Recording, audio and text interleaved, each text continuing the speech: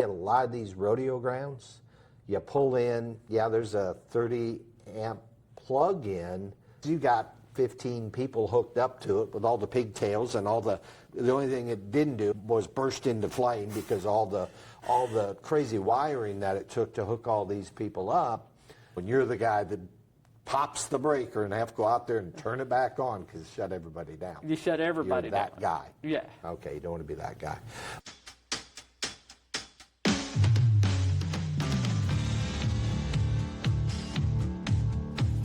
Welcome to Beyond the Chutes as presented by Parasite System. This is Doug Simcox sitting here on the back porch of our home here in Taylorsville, Kentucky. Kind of our Kentucky-based recording studio. How about that? Apologize if the birds are too loud or if the wind is blowing and maybe rustles the leaves just a little bit. It's a gorgeous day, and I hope you're enjoying your day wherever you might be. In this episode, it's actually our third installment of a collaboration that I'm doing with Stan Cromlish. So of course, Stan, he's the author of the Rollin' Smooth RV books. They're available up on Amazon. You can buy a hard copy. I prefer the Kindle copy. Go in, download it, get to it, read it. He's got 3 books that are out. And a lot of the content that we're talking about here, a lot of the subjects that we're talking about here come from his book. Of course, he's also got the Wandering Gypsy RV podcast. And he's been the one that's encouraged me to get more and more involved in video. And it's been fun to work with Stan on these projects. And we've got some more episodes in the can we're going to be putting out. But this one today is all about power. So electrical power as you go down the road. We've all been there to those rodeo arenas that gives you about 5 amps of power. What can we do? How can we stay cool? If we stay cool, we can stay relaxed, we can perform better, and perform better either riding bucking horses, bulls, roping calves, running barrels, announcing rodeos, judging rodeos, contract acts, rodeo secretaries, whatever. There's so many people, you know, that go down the road and are living in the travel trailers and the toter homes and the motor homes and the slide-in Capri campers. So whatever you're running down the road in, our goal with this series, we call it the Cowboys and Cowgirls Rollin' Smooth.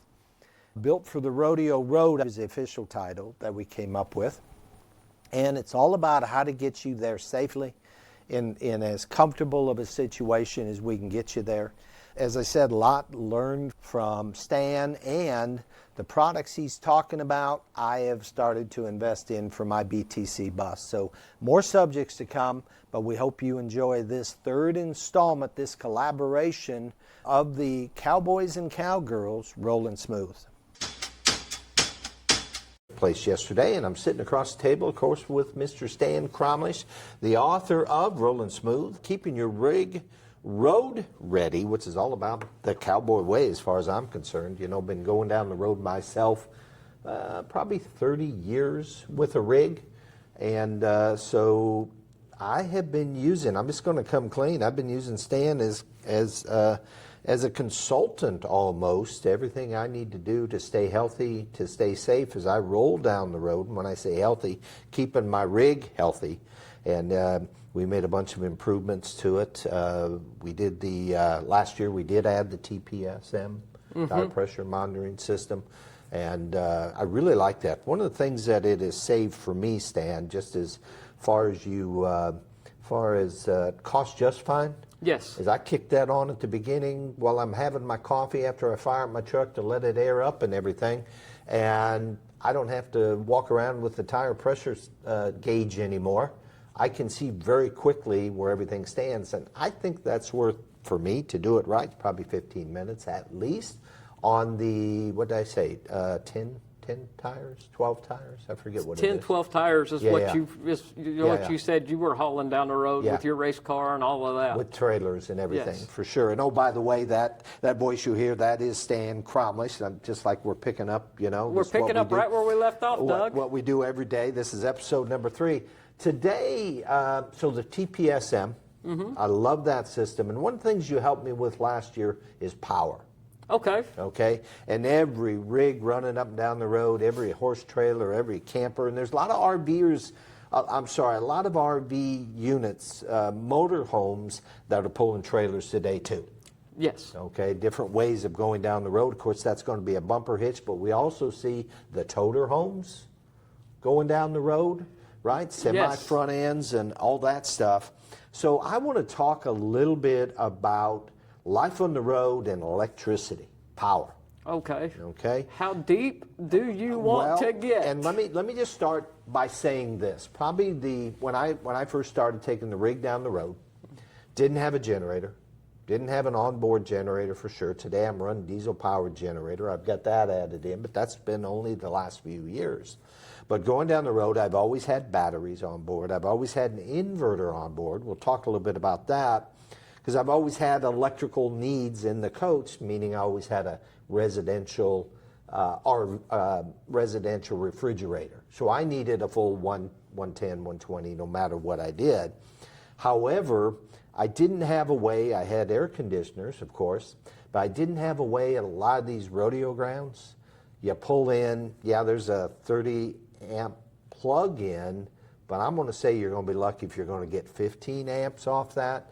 So, you know, because you got 15 people hooked up to it with all the pigtails and all the only thing it didn't do, and I'm sure it did at some point, was burst into flame because all the crazy wiring that it took to hook all these people up, but never enough power to run the air conditioners.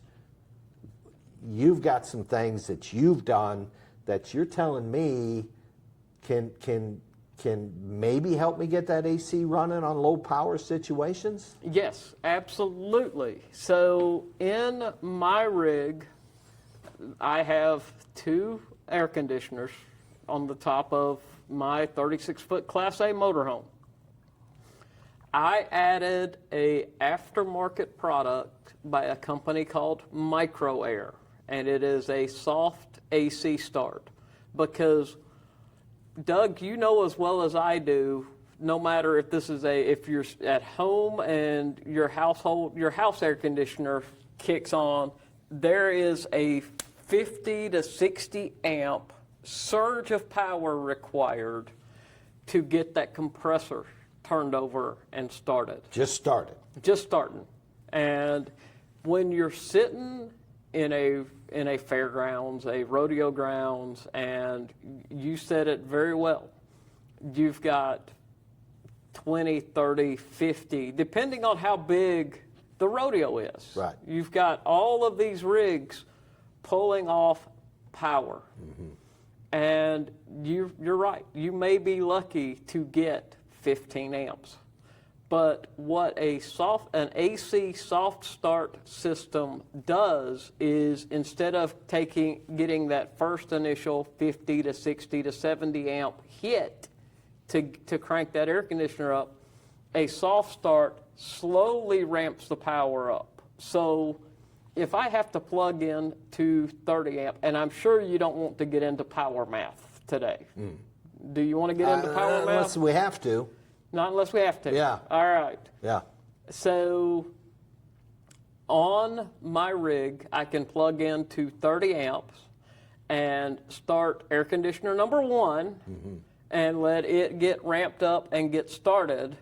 And then I can start air conditioner number 2 and let it ramp up and get started. Okay. And I could run both air conditioners on a 30 amp circuit. So if you didn't have that soft start, what are you looking at for a pull? You got to be your full 50? Full 50. I could maybe run 1 air conditioner on a 30 amp. And it's a startup. Yeah, it's the startup, because it's like taking a sledgehammer to a brick wall. Okay. Is the start. Okay. And do you know what kind of voltage or amperage, I guess it's all about amperage, I guess, what kind of amperage I need to have to be able to start, let's say it's 15.5. That's a standard BTU. Yep, that's right? a standard That's the big RV ones. air conditioner. Right, Yep. right. What kind of pull are we talking? Do you know? So for start, you're talking 50, 60, 70 amps. Okay. And but that is a microsecond of a deal. Okay. But when it does that on low power, what probably will happen is, when it hits that initial start, you'll pop the breaker Right. out there on Right. the pedestal. On the pole even. On the pole, I've done yes. that. Yeah. Yes. So with a soft start, it ramps that 50 to 60 up, and so you won't ever see that 50, 60, 70 amp hit. It'll be 7 amps, 8 amps, and Really? Yes. So you're saying a 15 amp, where normally would take me by itself with one air conditioner. 15,500 BTU Yeah. air conditioner. Yeah, it would normally take at least 30 amps to get that thing rolling. Yes. Right? I mean, I got to At have least, that. yeah. Okay. So you're telling me if I have 15 at the pole, now do you have proof of this? I do because Okay. the micro air there's 2 units that micro air makes, one with Bluetooth and one without Bluetooth. Okay. So I bought the ones with Bluetooth because I'm a nerd. I'm a geek. You know this, Doug. You're IT. I'm IT, and I like having data. I like having numbers. Yeah. So I have sat in my RV, Yeah. pulled up the app, and watched it ramp up the power. And once my 15,000 BTU air conditioner on the front gets running, it's pulling 12 amps. 12 amps. 12 amps. Okay. So if I'm not, and we'll get into inverters and chargers. Right. So if I'm not charging, Right. and I give it that pure, and I don't have the microwave on or nothing like that, I devote that full 15 amps to that single air conditioner. Yes. It should be able to run all day? All day. As long as you don't do something stupid like start your microwave or start Okay. another appliance. I see. Something that's going to draw heavy. Something that's going to, even a light draw item could take you over the pole threshold. I see. And But blow your breaker. We're to the 15. Yeah. So once it's up and running, so easily get up on 15. Yes. What's your numbers when the air conditioner is running? It- Already up and running. Already up and running, it's 12 to 14 amps. It is that high. Yeah. Just for it to just sit there and purr all day long. Just to sit there and purr. Okay. I've seen it when, during a 105-degree day Yeah. in Tucson, Arizona, Yeah. it's more 15, because it's having to work harder. Yeah. It's yeah. naturally Oh, having for to sure. work harder. For sure. So number one, where do you get smooth start? The micro air easy start, Yeah. you can get them from Techno RV. Okay. Online Techno RV is your go-to place? is my go-to place. Okay, and it's electronics primarily? It is GPS tire pressure monitoring system. Okay. Micro air easy start. Okay. And the cool thing about the micro air easy start is you put it up on the roof in your air conditioner, and it replaces the start capacitor. Okay. There are 4 wires, easy install. I can do that myself. Well, I mean, you built your rig yourself. Well, and I'm pretty handy. I mean, it's just removing the cowl, the cover. Remove the cover, find the start capacitor. Yeah. And they come with a detailed Yeah. schematic. Yeah. And you just you follow the instructions. Yeah. Do I need to unplug it before I do that? I would highly recommend You would. unplugging it. You would. And I would, Okay. because All right. here's the thing It about takes time. It takes time. But here's the thing about capacitors. Yeah. They hold a charge. They do. So if you're not careful, Yeah. Yeah. boom. Boom. You not, got not zapped. a good thing. Not a good thing. No. So the micro start sounds like the thing. I'm going to be looking at that for this year. I mean, Yes. even though I've got a generator, why is there? Let me ask this: having those in place, does that extend the life of my air conditioner? Micro air if your air conditioners are less than 2 years old, Yeah. micro air will extend your compressor warranty another 2 years. Okay. So Okay. they stand behind their product. So there's enough value Yes. besides just starting. Yes. I shouldn't say that. Because of the starting, there's wear and tear on that compressor. Right. And just because of the start, that that will cut the life down of your compressor. Okay. But with a micro air easy start, you can extend the life of your compressor. Yeah. You can run your air conditioner on less than ideal power. Yeah. And it also the other benefit is, when if the voltage drops on the pedestal, The pole in on my the pole, case. in your case, Light pole. I have this light pole in my brain, right? I plugged into it, and there's probably 30. No, not that many. There's probably only 15 or 20 people plugged into that. Right. And split and split and split. And the more you split it, Yeah. if it's only a 30 amp breaker over there, Yeah. good luck with that. I know. And you're the guy that pops the breaker and have to go out there and turn it back on because shut everybody down. You shut everybody You're that down. guy. Yeah. Okay, you don't want to be that guy. All right, so staying on, so I get the power aspect of the air conditioner. I want to stay on the air conditioners. Okay. One of the struggles is, how can I be sure that I'm getting maximum cooling at all times, especially on those hot days you're talking about? I hear freeze-ups, I hear all kinds of stuff. Okay, so 3 big things with air conditioners.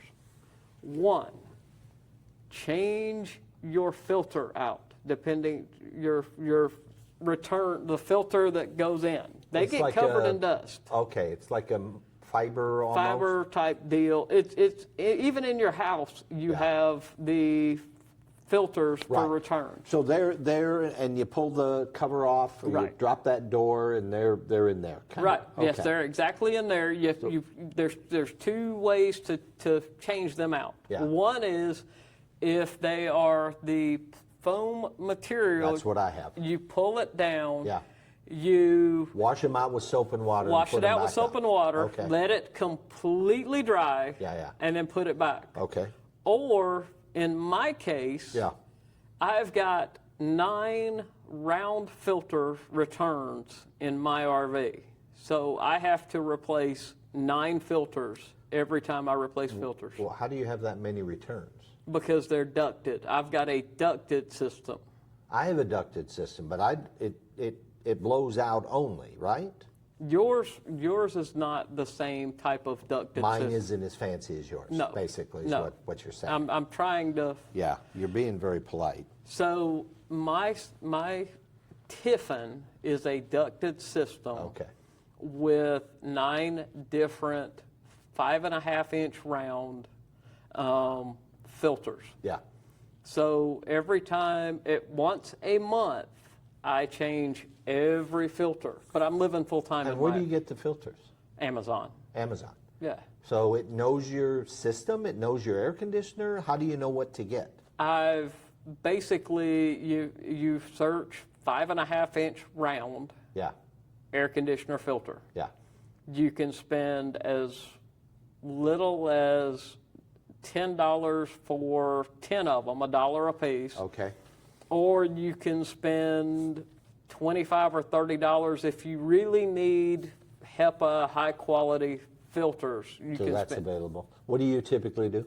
I do the $10 for 10 because I'm replacing them once a month. Once a month, no matter what. No matter what. Yeah. And could I wash them? I could, but it's just easier to. It is. It's just easier. Pull them down, throw away, put another one in. Now the ones I have, they're rectangle shaped. Right. Okay. I would. 1/4 inch thick, probably. Yeah. What I would do in your case, Doug, is have a spare. Put your spare up there when you change it, and then wash out the other one.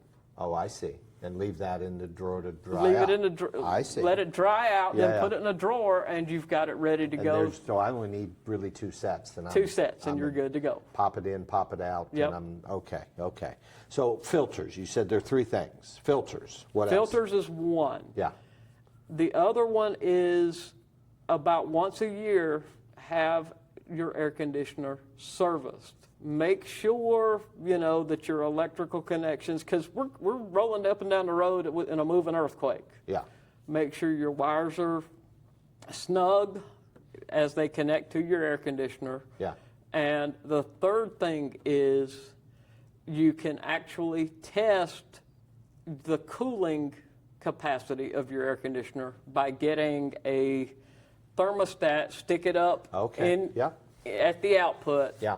And the goal is to have a 20-degree, that's about the max you can get, so 20-degree temperature drop. Okay. That's a lot. Yes. That's a lot. So I know it takes a while to get the air changed over. Right. Are you running your air conditioner run down the road? Only, so we're going to be talking about this in a minute. Okay. But once a month, you need to run your generator. Oh, okay. You're doing it there. So, but in general, if you're driving down the road, you don't have the rooftop air conditioners running. No, Okay. not unless it's a 100-degree day, and I will start my generator and run my air conditioner. Okay, going down the road. Going down the road. So that's another challenge. You pull in, you've been driving all day, driving all night, it's 100 degrees outside, you open up that trailer door, it's hot. It's going to take a while for that air to exchange. Yes. Right? So we want to make sure we got good filters, we want to make sure we've got a good service to it, we want to make sure that the output is there. Any secrets to getting that air exchanged? One of the things that I found is you've probably got some vent fans in your rig. So open the vent and put it on out. Drawing out. Drawing out. So you're drawing, even though I'm dumping cold air in. Even though you're dumping cold air in, that will get you exchanged quicker. But in doing that, you're also adding a little more humidity in your, if you're, that probably doesn't matter as much in the desert Southwest as it would in Davie, Florida at the rodeo there. So you're talking about vents that are powered AC vents. powered, separate of the air conditioning system and all that. Yes. So that allows you to change that over. Yeah. Any other advice on air conditioning? We talked the MicroStart, we talked the filters and the service, knowing your temperatures. Now, easy to get, how often do you have to check the Freon? That's what I do with my annual service. You do? I have I have my air conditioned serviced once a year by a certified RV shop. Yeah. And if necessary, they'll add Freon. Are you finding they are adding? They have not had to add Freon in my rig yet. And how old's your rig? 10 years old. Really? Yeah. Okay. So pretty sealed system. If you've got something, if you're losing Freon, there's something else happening. There's something else there. You got a leak, and you've got something else going on. Okay. Okay. Excellent. So we've talked today a little bit about the power aspect of the air conditioner. Give us a few minutes on inverters. Okay. So Doug, I'm going to turn this around for just a second. Yeah. What do you know about the difference between an inverter and a converter? Well, one converts, and I'm going to go out on this. One converts DC power to AC power. Right. Okay. And the other one... No, you got that backwards. The converter converts AC to DC to charge your batteries. That's a converter? That's a converter. I thought that was a charger. Nope. That's a converter. That's a converter. So that takes like a battery charger. Right. Okay, that's a converter. So then the inverter, I got this then. This takes DC power, which is my battery, and converts it, inverts it, converts it to AC power. That's right. Which is what I plugged my vacuum cleaner into on the wall. It's what you plug your USB adapters into. You know, charge my phone. Charge your phone. Yeah. You know, you've got your wall wart. You know. Yeah. So the inverter allows you, in your case, Doug, and in my case too, we both have residential refrigerators. Yeah. Yeah. So going down the road, my refrigerator will pull off of the battery on 110 and go through the inverter in order to do that. Okay, okay. So maybe not as important then for a lot of these cowboys, cowgirls going down the road in the rigs to talk about an inverter. However, they got just about it. Well, they do. Everybody's got batteries on board these days to power their 12-volt lights. Every living quarters horse trailer, every RV going up and down the road has a inverter / converter, because the device in my rig is a Victron Multi-Plus 2. I just had to replace that in January because the one that came on the rig finally decided. That's a really sophisticated system. It is. These cowboys, cowgirls down the road, all they need to make sure of is that their inverter can run whatever they need for electricity. so they can charge phones and coffee makers.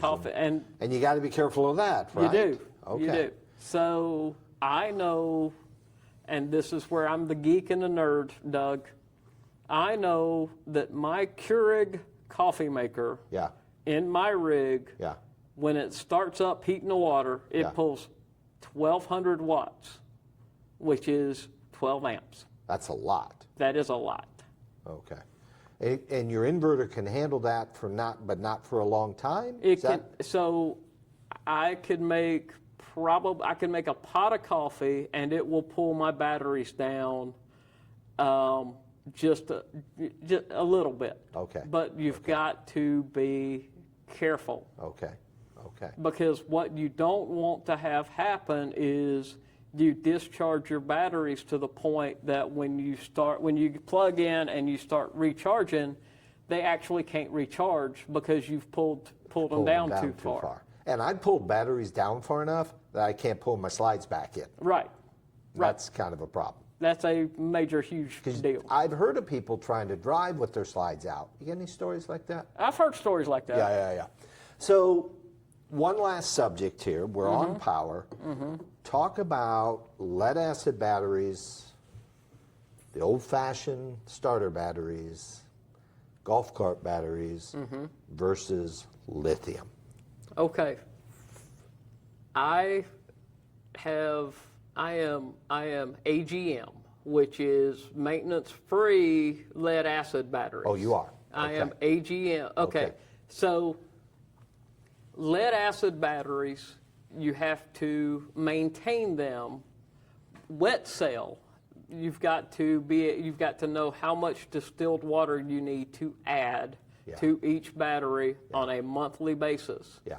Because batteries, when they go through their charging cycles, they convert that distilled water into electrons. And by heat. Yep. By heat. Along that subject, you're talking about wet cell batteries. Right. There's also dry cell batteries.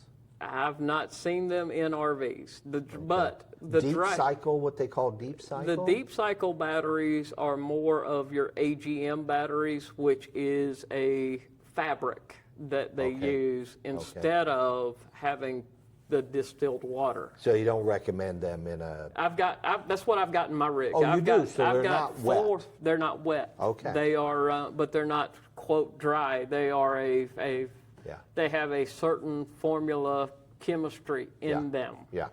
I've got 4 6-volt AGM golf cart batteries. Okay.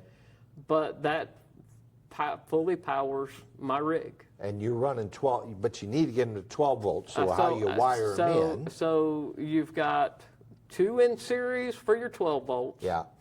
And then those 2 and 2 in parallel to run the rig. Yeah. And what kind of life are you seeing out of batteries? 5-7 years. Okay. And mine are 2 years old. And you asked about lithium just a little bit ago. Yeah. I could not, until I got this new inverter, I would have been unable to convert to lithium. Yeah. And now with the new inverter and all of that, I can make the change to lithium a little bit painless, more painless than it would have been. And to that point, since I've come up on the inverter you put me on, I have been running lithium. Okay. Smart batteries, Yep. right? They know what they need. I've had tremendous success with them. I've run 2 full seasons with them. Okay. They're 450 amp batteries. Single battery replaces, 2 or 3 big, heavy lead acid. Yes. So my 4, they're manufactured by a company called Trojan. Yeah. My 4 AGM batteries are, that whole 4 batteries is 450 amp hours is what the use. You bet. But the difference, really the big difference between lead acid and lithium is you can completely discharge a lithium battery and not damage it. But if you completely discharge lead acid batteries, You can cause some damage. you've ruined them. Well, and along the line, I will attest, you can completely discharge a lithium battery, right? And it doesn't taper like, oh, the lights are getting dimmer, It goes 100%. All the way until it can't go Shuts no off. more. Tell me how I know. Slide out, St. Louis, that's all I'll say. No lights. No lights. Not even a light, a 12-volt light. Right. Crazy. Right. But boy, when it works. Yeah. When it works, it works. Okay. When we come back, our next episode, Yes. I want to talk water. Okay. What do you want to talk about water? The water we put in and the water we take out. Okay, so we're going to cover freshwater tanks, city water connections, black You tanks, just gray spoiled tanks. the whole episode. Hey, I'm sorry. Water in, water out. And again, this is Stan Cromlish. He's been our guest here today. This was our 3rd in our series in Rollin' Smooth. Keep your rig road ready. All the stuff we've been talking about, I've been picking his brain. I know a lot of this stuff because, number one, I've been picking his brain for the last year on this stuff, and he's helped me make tremendous improvements on my rig. We're going to be talking probably offline about some more upgrades I'm going to be making to the rig. And you got to have this book, Stan. You got to put it in. Every RVer needs to have this. You know, somebody told me that I should talk to RV dealerships about my book. For sure. And I probably should. Yeah. But, I am the world's worst at self-promotion, Doug. Okay. But well, we're getting you out there. Yes. I hope you got thousands and thousands of these books. As many as we need, we've got them. I hope you got plenty of those Kindle copies. I do. Okay. I do. Okay. And you can find me at wanderinggypsyrvlife.com. And if you want an autographed copy of Rolling Smooth, How to Enjoy the RV Life Without Losing Your Cool, that's book 1 in my Rolling Smooth, Real Lessons from the Road series. Book 2 is Rolling Smooth, Keeping Your Rig Road Ready. And book 3 is Rolling Smooth, From Breakdowns to Belly Laughs. And that's a whole lot of stories of all of my misadventures. You can also find me on Facebook and Instagram at Wandering Gypsy RV Life.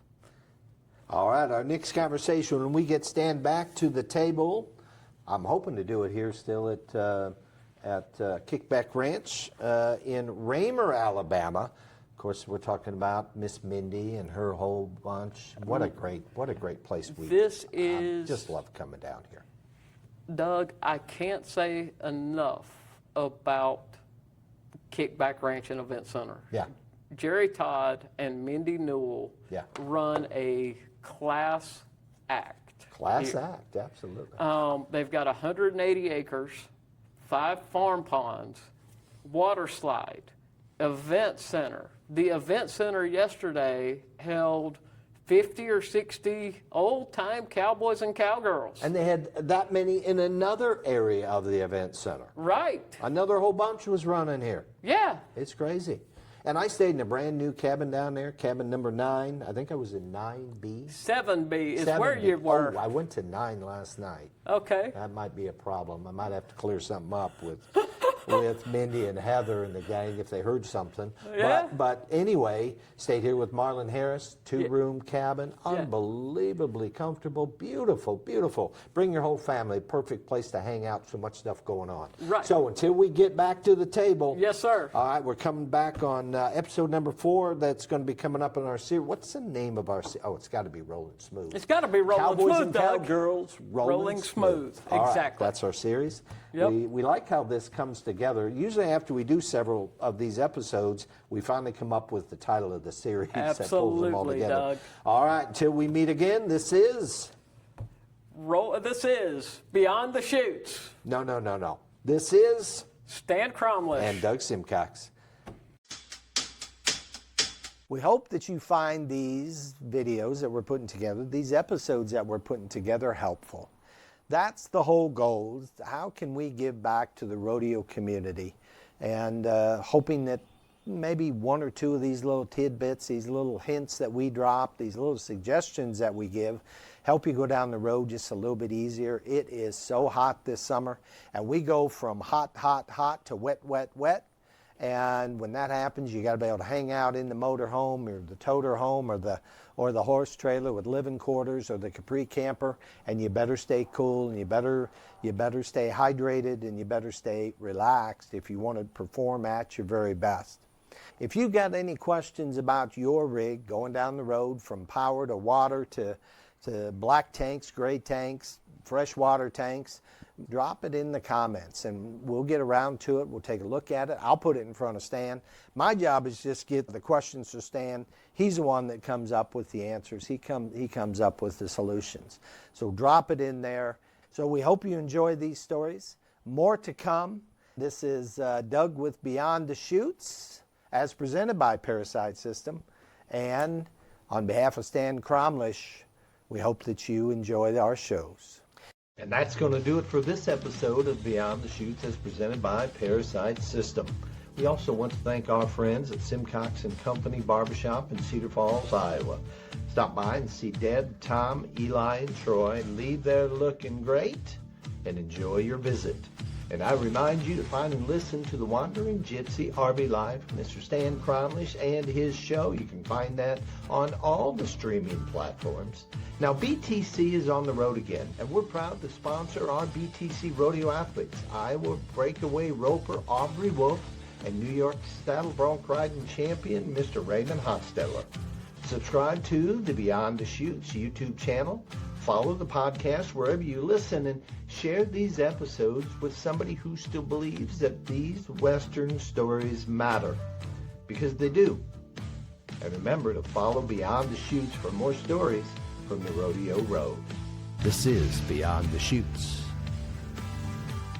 Happy trails to you until we meet again.